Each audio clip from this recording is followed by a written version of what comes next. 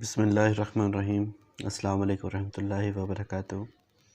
उम्मीद है बफ़ज़्ल ताला आप सब खैर आफ़ियत होंगे। आज की क्लास में हमने एब्स्ट्रैक्ट कैलीग्राफ़ी के ऊपर बात करनी है और विसाम कैलीग्राफ़ी होगी इंशाअल्लाह। अल्हम्दुलिल्लाह हमने स्टैंड ऑन शेप्स सीखी, उसमें वेरिएशन सीखी, फिर हमने कुछ कनेक्शन समझे और फिर हमने अस्माउल हुस्ना कंपोजिशंस को समझा। आज हमारा उससे एक अगला मरहला है, क्योंकि आप सबसे कोर्स आउटलाइन शेयर की गई थी। आज हम एब्स्ट्रैक्ट पर बात करने वाले हैं। ठीक है, तो सबसे जो मेन बात और सबसे ज़्यादा जहन में रखने वाली बात यह है कि एब्स्ट्रैक्ट के अंदर जो एक्चुअल शेप्स होती हैं अल्फाज की, उन पर बहुत ज़्यादा फोकस किया जाता है कि वो ख़राब ना बने। पहली बात ये। दूसरी बात यह है कि जब हम एब्स्ट्रैक्ट बना रहे होते हैं तो एब्स्ट्रैक्ट में इस बात का बहुत ख़याल किया जाता है कि अल्फाज करीब करीब लिखे जाएं, उनके अंदर नेगेटिव स्पेसेस कम से कम बने, और जहाँ नेगेटिव स्पेस बन रही हो उसको कवर करने की कोशिश की जाए। और कवर किस तरीके से किया जाता है कि वहाँ हम नकात लगा लें। इराब और तश्कीलात के हवाले से यह है कि एब्स्ट्रैक्ट के अंदर कोशिश कीजिए कम लगाने पड़े, ज़्यादातर अल्फाज नज़र आ रहे हों और नकात कम नज़र आएँ। ठीक है, जो थर्ड इसमें चीज़ है वो ये कि जब हम एब्स्ट्रैक्ट बनाते हुए ओवरलैपिंग कर रहे होते हैं, ओवरलैपिंग के अंदर हमारे अल्फाज मुतासिर नहीं होने चाहिए। अब इस चीज़ का क्या मतलब है कि अल्फाज मुतासिर ना हो। देखिए, मैं एग्ज़ाम्पल देता हूँ। जैसा हमने यहाँ एक दाल लिखी है,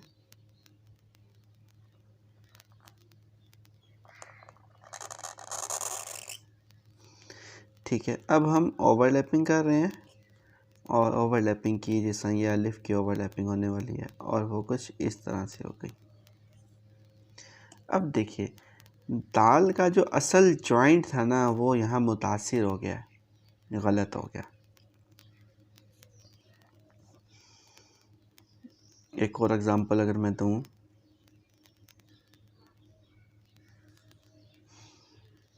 फॉर एग्ज़ाम्पल हमने सीन लिखा,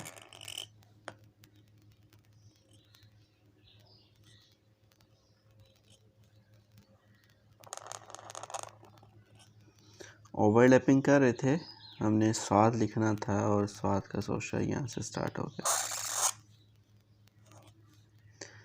तो ये भी इसने मुतासिर कर दी सीन की शेप, तो गलत है। ये काम नहीं होने देना। असल तरीका क्या होना चाहिए था,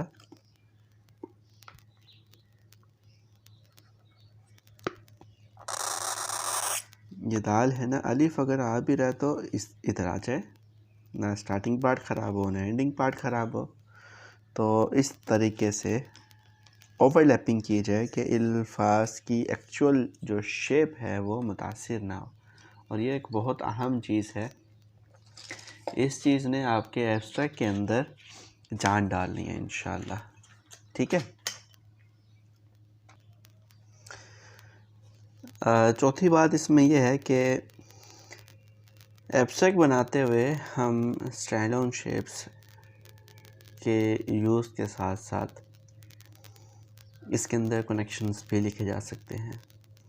तो एक एब्स्ट्रैक्ट कॉम्बिनेशन होता है हमारे स्टैंड ऑन शेप्स और कनेक्शंस लेटर्स का। तो जितनी वैरायटी हम इसमें दे सकते हैं इन अल्फाज को लिखने से, एब्स्ट्रैक्ट उतना यूनिक बनेगा। ठीक है।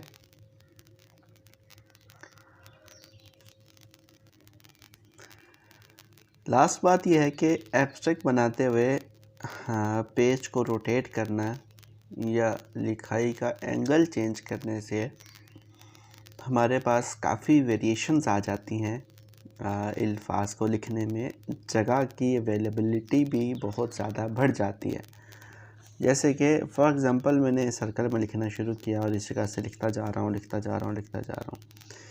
तो अब सारे अल्फाज एक ही रुख में आ रहे हैं, तो वो रुख चेंज करना है, अपने पेज को मोड़ लेना है, ठीक है। वेरिएशंस लेकर आनी है अल्फाज के अंदर। तो आइए अब जो मैंने चीज़ें आप सबको समझाई हैं इन 5-6 मिनट्स के अंदर, उनको अप्लाई करते हैं।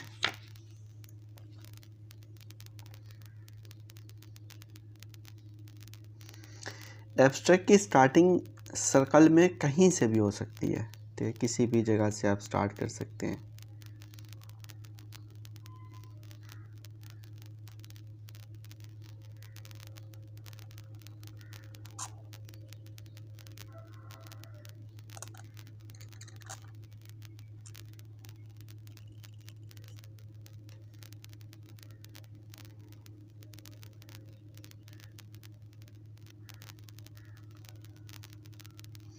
इन दोनों को जोड़ देता तो दाल की शेप ख़राब हो जानी थी, तो इस बात का भी ख्याल रखा जाए।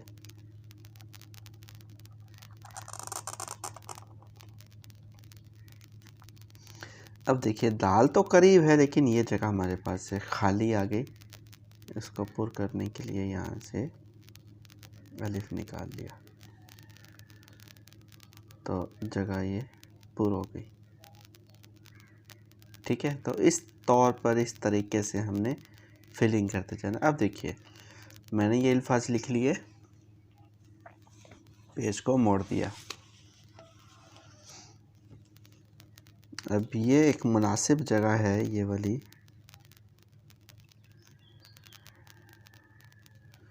सौद का स्ट्रोक बनाने के लिए।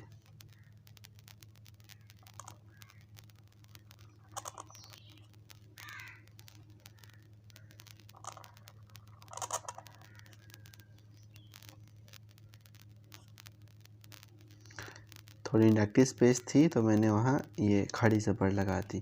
यहाँ नेगेटिव स्पेस है तो नुक्ता लगा दिया, इधर नेगेटिव स्पेस है तो नुक्ता लगा दिया। तो ये काम साथ साथ समझते जाना है।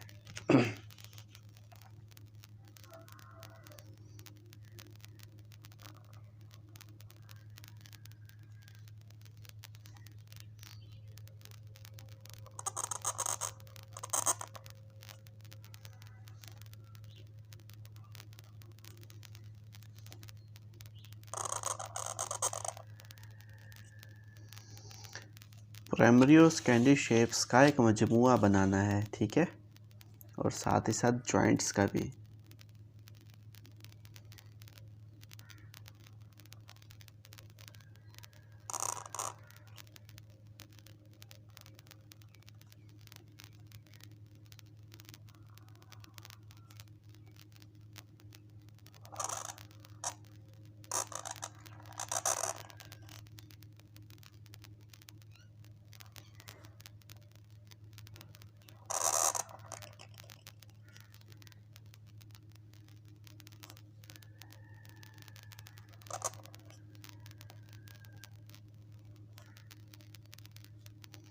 देखें बहुत करीब अल्फाज लिख रहा हूँ मैं, ताकि नेगेटिव स्पेस ना ज़्यादा बने।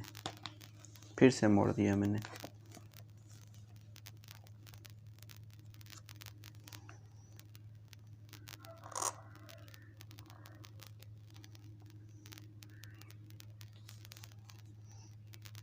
वाव की ये शेप भी सीखी थी, आधी बना दी।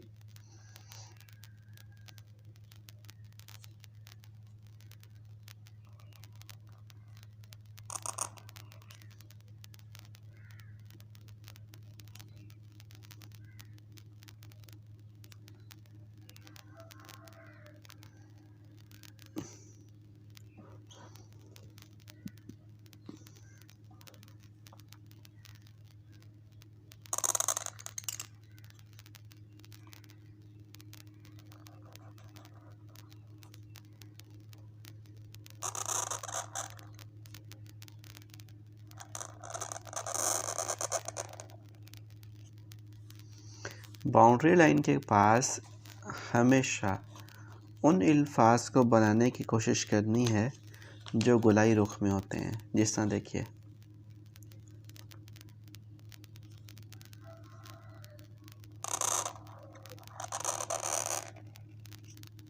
गोलाई रुख में है और यहाँ आके मिल गया, तो ये कवर होगी स्पेस।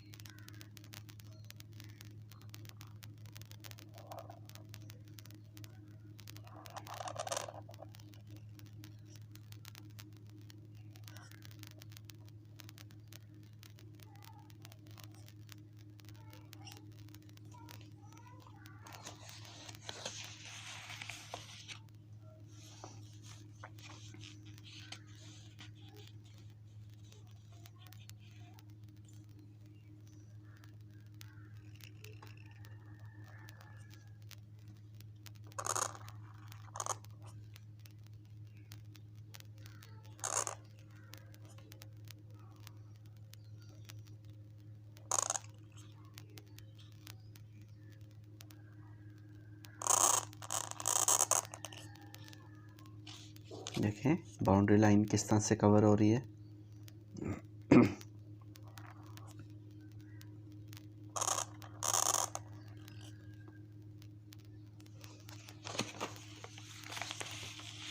ये जो जगह हमारे पास बच गई,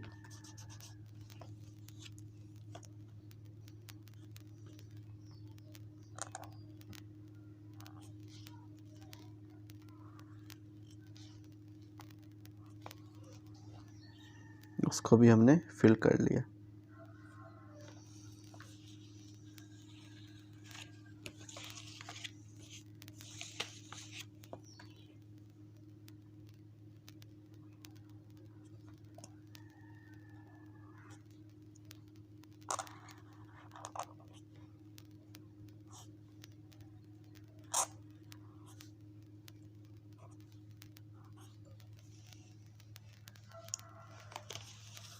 देखिए अब इसकी फिलिंग होनी स्टार्ट हो गई है।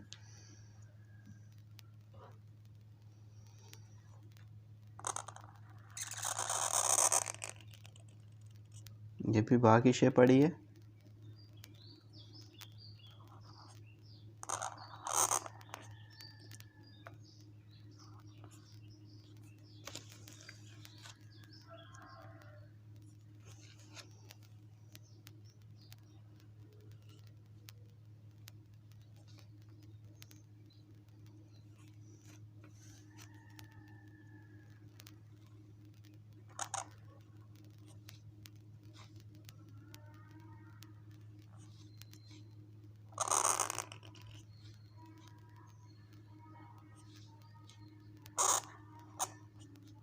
हाँ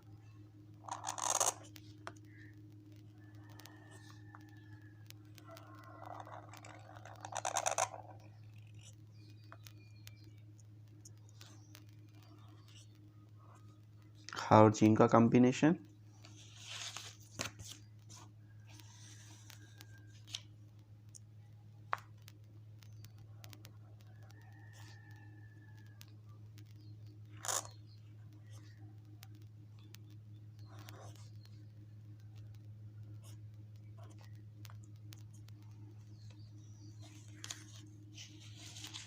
देखिए मैं इस तरफ से मोड़ रहा हूँ ना, इस तरफ ज़रूरी नहीं है कि अब ऐसे ही घूमते जाना है, इस तरफ से भी आ सकते हैं। ठीक है, ये आप पर है कि आप किस तरह की कंपोजिशन यहाँ से बनाना चाह रहे हैं।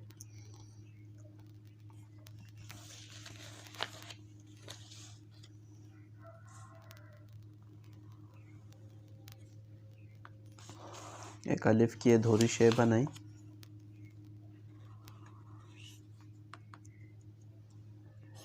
एक एब्स्ट्रैक्ट स्ट्रोक बनाया अलिफ के जैसा, तो हमने अच्छे से फिलिंग कर ली है। अब देखिए इस पार्ट की फिलिंग किस तरह से होती है।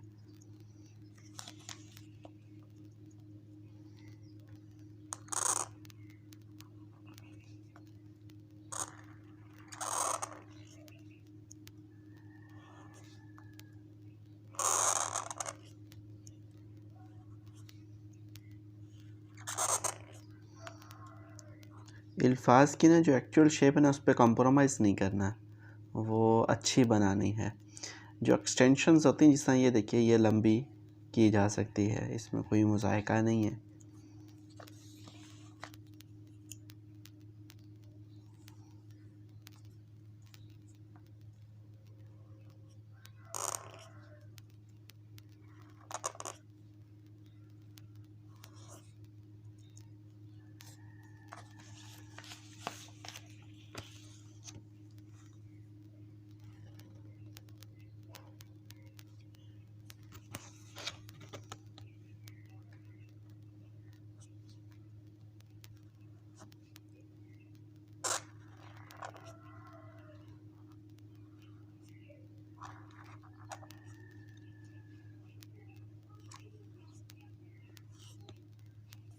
होगी फिल। अब ये जो जगह रहेगी इस पर बात करते हैं। यहाँ तो खड़ी ज़बर आकर यहाँ की तो फिलिंग हो जाएगी ये, ठीक है। इसके नीचे यहाँ फेस बनाकर छोटा अलिफ बनाया, ये भी फिल्ड हो गया। अब ये जगह है,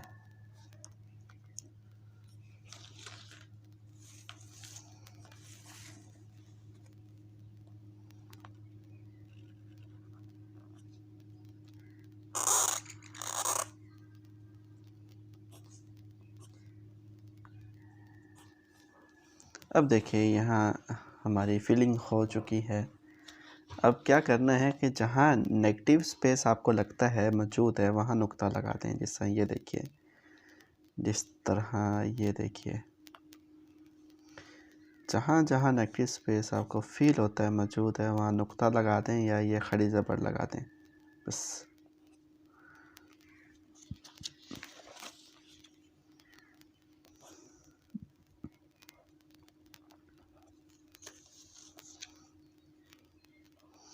आपकी जो कंपोजिशन होगी ना उसमें ज़्यादातर अल्फाज नज़र आने चाहिए, फीलिंग ना नज़र आए ज़्यादा। ये बात बहुत ज़्यादा गौर तलब है और इस पर काम किया जाएगा इंशाल्लाह। और देखिए मेरी तमाम कंपोजिशन के अंदर कोई ऐसा स्ट्रोक नहीं है जिसने ओवरलैपिंग करने की वजह से दूसरे स्ट्रोक की शेप ख़राब हो गई हो, ठीक है। इस बात का भी ख्याल रखा जाए। ये वो सारी चीज़ें हैं जो मैंने ये लिखने से पहले आप सबकी नज़र की थी।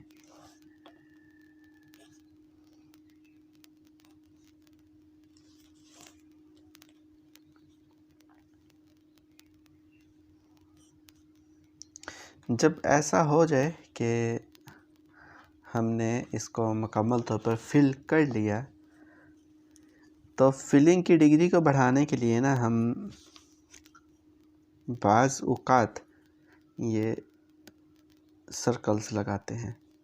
ज़रूरी नहीं है, पेंटिंग के अंदर तो ऐसा नहीं होता क्योंकि पेंटिंग में जो पेंट मार्कर होता है ना उसकी ओवरलैपिंग वैसे ही अल्फाज की आती रहती है, तो ये सर्कल्स लगाने की ज़रूरत ही नहीं पड़ती। तो आज एक हमारा पहला टॉपिक था एब्स्ट्रैक्ट के हवाले से जो यहाँ मुकम्मल हुआ। अब बात करनी है कैनवस वर्किंग के हवाले से थोड़ी। इसमें एक दफ़ा सर्कल्स लगा लो। ये कंपोजिशन कैसी लगी आप सबको ज़रूर बताइएगा।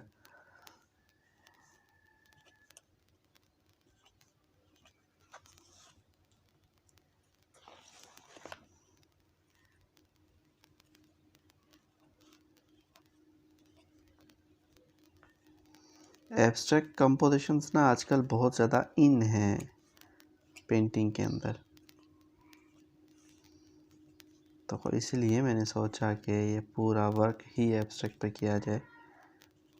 आज तो हमारी पहली क्लास रही है, नेक्स्ट क्लास के अंदर आप सबको 3D के हवाले से भी मैंने समझाना है।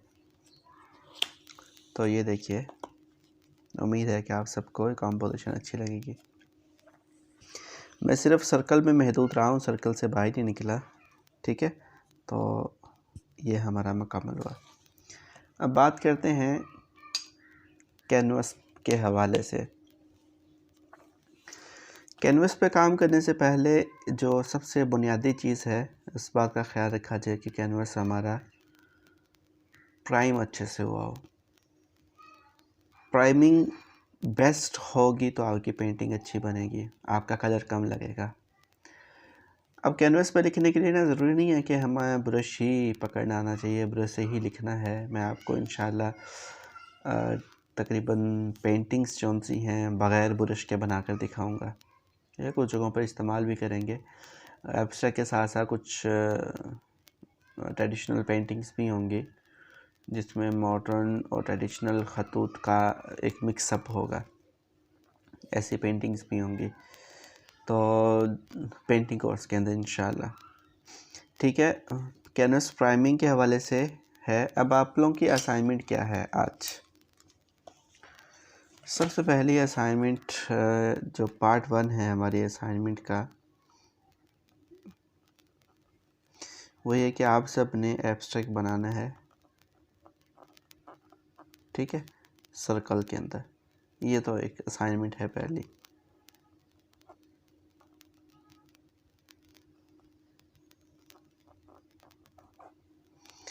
इसका जो दूसरा पार्ट है वो ये है कि आप सबने सर्च करना है ऑन कैनवस प्राइमिंग। ये दो आपके टास्क हैं जिसमें कैनवस को प्राइम कैसे किया जाता है, इस पर सर्च करना है बस, कैनवस प्राइम करके नहीं दिखाना।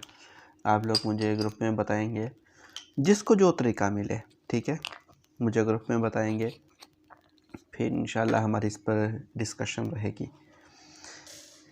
तो उम्मीद है कि आज की क्लास से बहुत फ़ायदा हुआ होगा। इंशाल्लाह नेक्स्ट क्लास में मुलाकात करेंगे। आप सब अपना ख्याल रखिए। अस्सलाम वालेकुम रहमतुल्लाहि व बरकातहू। अल्लाह हाफ़िज़।